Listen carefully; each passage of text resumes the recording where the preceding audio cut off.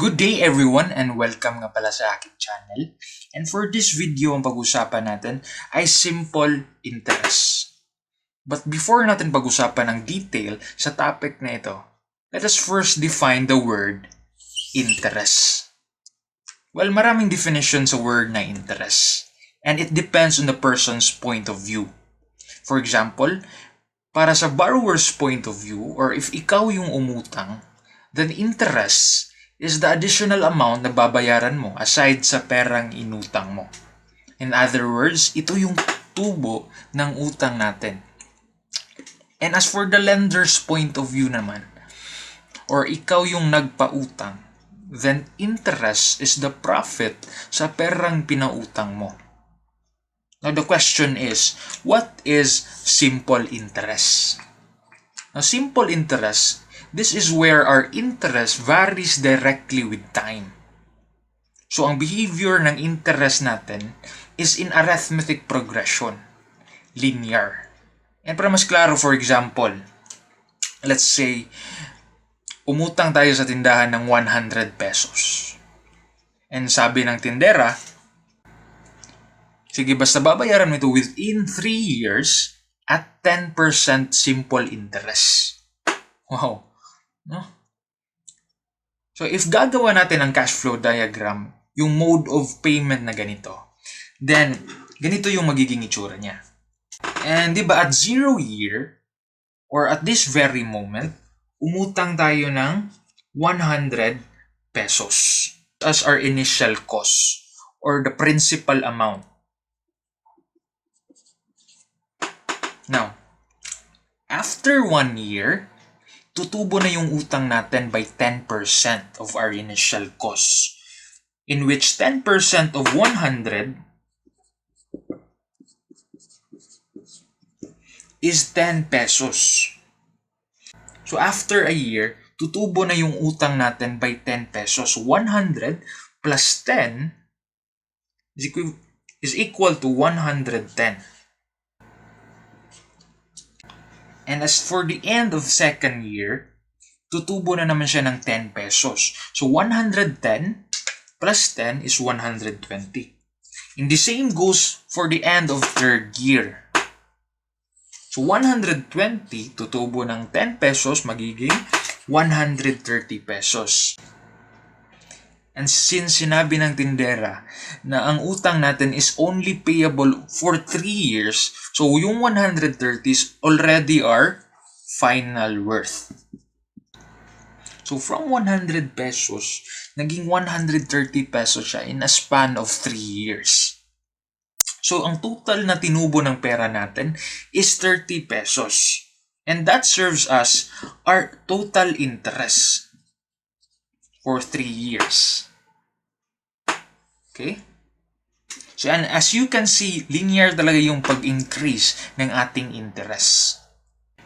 Now, if we derive formulas out of this illustration, we could conclude that the final value is equal to P, or the present worth, plus the total interest.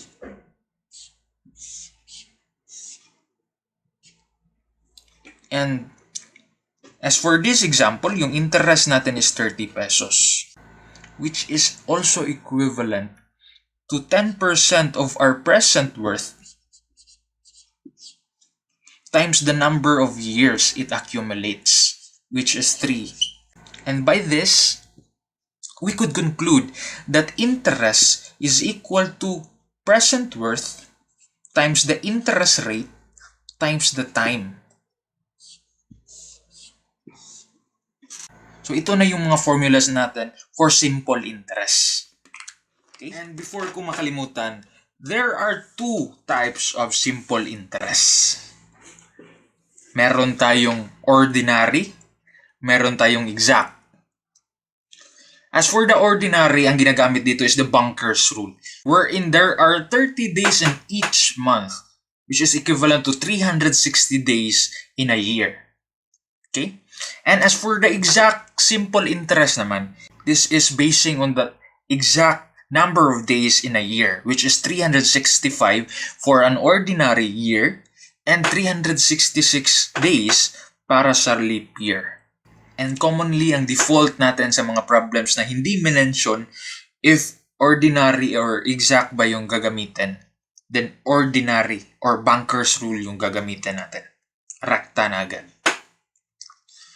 Okay, so we are ready to proceed in our examples. So as for example number 1, babasahin ko lang. Find the interest on 6,800 for 3 years at 11% simple interest. So hinahanap ng problem natin dito is the interest after 3 years. And obviously, yung initial amount natin dito is 6,800 pesos. Yung interest rate naman natin is 11%. Klaro ba? Now with this, knowing that the formula of interest is P times R times T, direct substitution na lang. Our present worth is 6,800. Our interest rate, which is 11% or 0.11 times 3 years.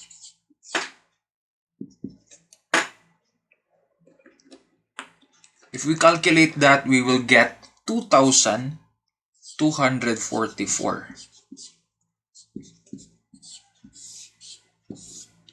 Gets? It only means that after 3 years, tutubo yung pera natin ng 2,244 using this. As for problem number 2, a man borrowed 10,000 from his friend and agrees to pay at the end of 90 days. Under 8% simple interest rate, what is the required amount? So ang hinahanap pala ng problem natin is the final value sa perang hiniram natin at the end of 90 days. Having a present worth of 10,000 pesos. And an interest rate of 8% simple interest. Okay?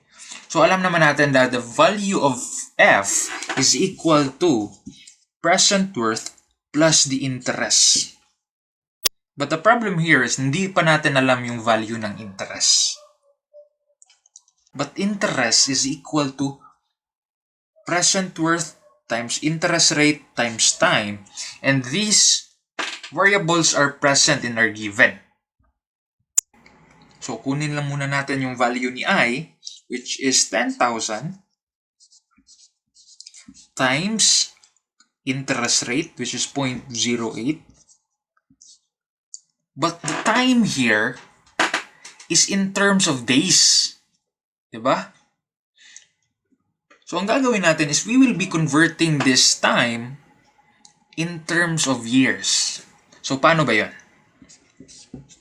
Diba, 90 days.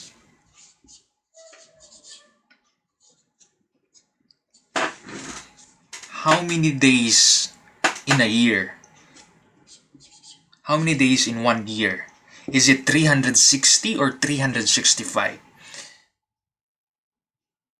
Now, since hindi minensyon ng problem if exact or ordinary simple interest yung gagamitin natin, then we will be assuming that this is banker's rule, which is 360 days in 1 year.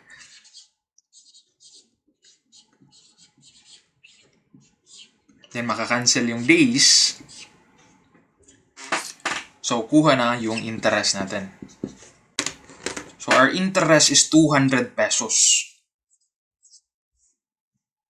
So, we can already solve the final value, which is 10,000, our present worth, plus the interest na 200, equal to 10,200 pesos. This is our final value after 90 days.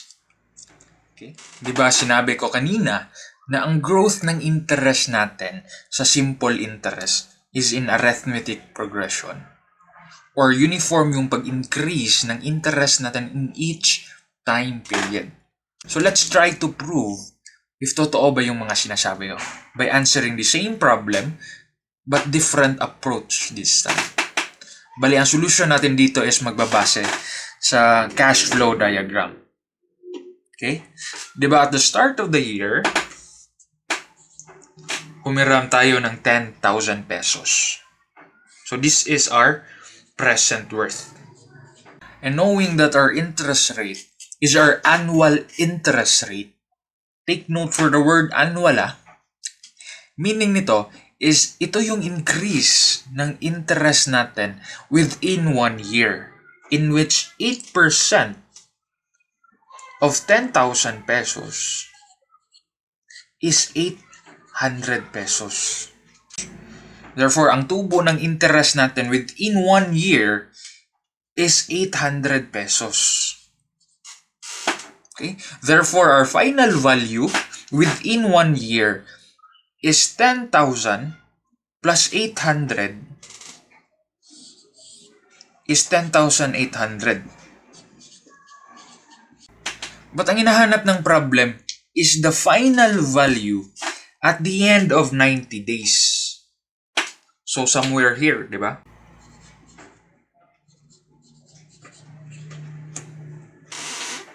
So tingin muna tayo sa ating diagram. Diba at this part of our diagram is constant.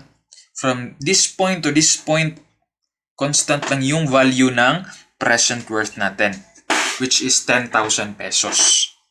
But the only thing that is varying is the interest. So in order for us to get the final value after the 90th day is F plus the present worth na 10,000 plus this interest. Linagyan ko lang ng I prime. This interest. Okay? So, ang kukunin na lang natin dito is the value of I. Since alam naman natin yung value ni P. Okay? And since this is a triangle, pwede natin gamitan ng ratio and proportion. And para mas klaro yung pag-analyze natin sa value ni I, separate ko na lang yung triangle nito dito. Okay? So, copy, paste. Bali, yung ina-analyze na lang natin is yung takbo ng pag-increase ng ating interest. So, at the start, wala mo ng interest. After 1 year, yung interest natin is 800. Klaro ba? So, but ang hinahanap is the interest after 90 days. Now, the question here is, do we really have to convert this 90 days in terms of years? Well, ang answer is, pwedeng oo, pero pwedeng hindi. Pero at this solution kasi, we have the freedom to choose what to convert. It's either i-convert natin tong 90 days in terms of years, or pwede namang itong 1 year is i-convert natin in terms of days, which is alam naman natin that 1 year is equal to 360 days. Kasi sa ratio and proportion, it doesn't matter if in terms of years or in terms of days as long as consistent yung mga unit natin. Okay? So, ratio and proportion tayo. So, ganito yung mangyayari. Ang interest natin is 800 for a span of 360 days. Yung interest natin is 800 for a span of 360 days is equal to the interest after 90 days in a span of 90 days. Gets? So we will get the value of the interest which is equal to 200. So linipat ko lang yung 90 dito, 800 times 90 over 360 is equal to 200. So after getting the value of the interest after 90 days, then ready na tayo para kunin yung final value. final value after 90 days, which is equal to P, which is 10,000, plus I, the interest na 200, F is equal to 10,200. The same value pa rin yung nakuha natin, but different solution naman. So let's proceed sa ating next example. As for our last problem, hindi muna tayo gagamit ng mga formula-based na approach, but instead, we will be taking advantage sa pagka-linear ng ating simple interest. Okay? So basahin ko lang yung problem. How long must a 40,000 note bearing 4% simple interest run to an amount of 41,350? So, ang hinahanap pala ng problem natin is kung gaano katagal yung ating 40,000 magiging 41,350 by having an interest rate of 4%. Therefore, we are looking for the value of t. For this problem, ang solution natin dito is ratio and proportion. And alam naman natin na makakapag ratio and proportion lang tayo sa linear na part ng ating diagram, which is the growth of the interest. So why not rekta na lang tayo dito sa interest na part? Now, alam naman natin that beginning of the year, zero pa yung interest, meaning wala pang tubo yung pera natin. But after a certain amount of time, tutubo na yung pera natin at a certain interest, which is, alam naman natin, that is the excess between the final value and the present value, which is 1,350.